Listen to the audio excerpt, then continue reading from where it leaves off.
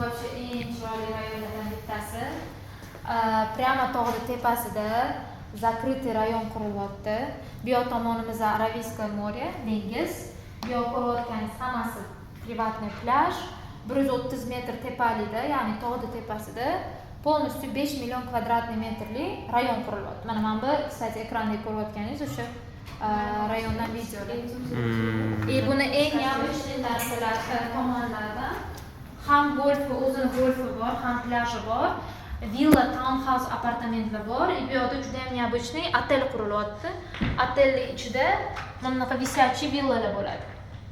Mana bunaqa. Tog'da ichida joylashgan висячий villalar bo'ladi.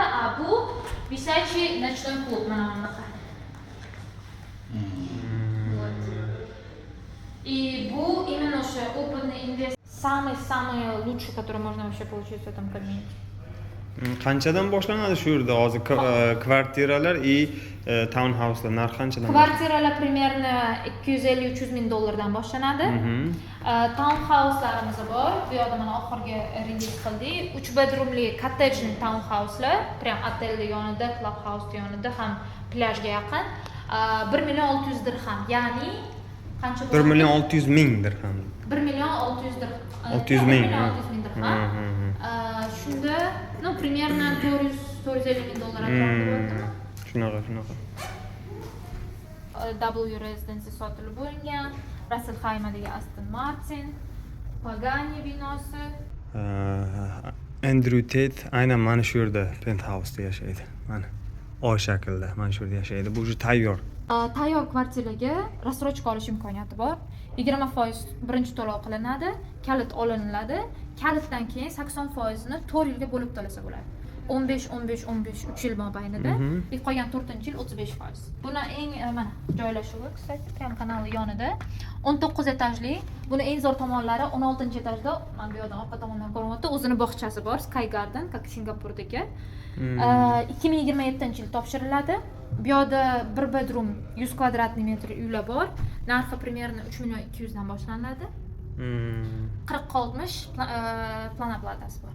40% kalitgacha 2027 kalit topshiriladi, kalit olganda 60%. Bu yerdagilar hammasi Ispaniyada Sredizemное море, o'sha dunyoda eng boy zvezda insonlar yashaydigan lokatsiyada bizda ikkita proyektimiz bor. Bittasi villalar, prямо golf, bu tomonda dengiz, bu tomonda golf joylashgan. 30 ta dona, mana bu real lokatsiyasidan ko'rsatib, 30 ta dona Lamborghini bilan birgalikda villa quryapmiz. Ular hammasi juda ham roskoshniy villalar, ham o'zining terrasasi, baseyni, 3-4 qavatli villalar bo'ladi. Narxlari ham 8,5 million yevrodan boshlanadi.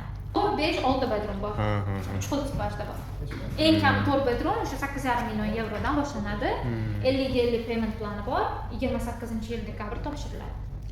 Hozir xudo xolasa mana bu proyektlar haqida ma'lumot olamiz. Bu уже deyarli sotilib bo'lgan Jidda shahridagi oxirgi kvartiralar qolgan. Hali ham ulgursa bo'ladi.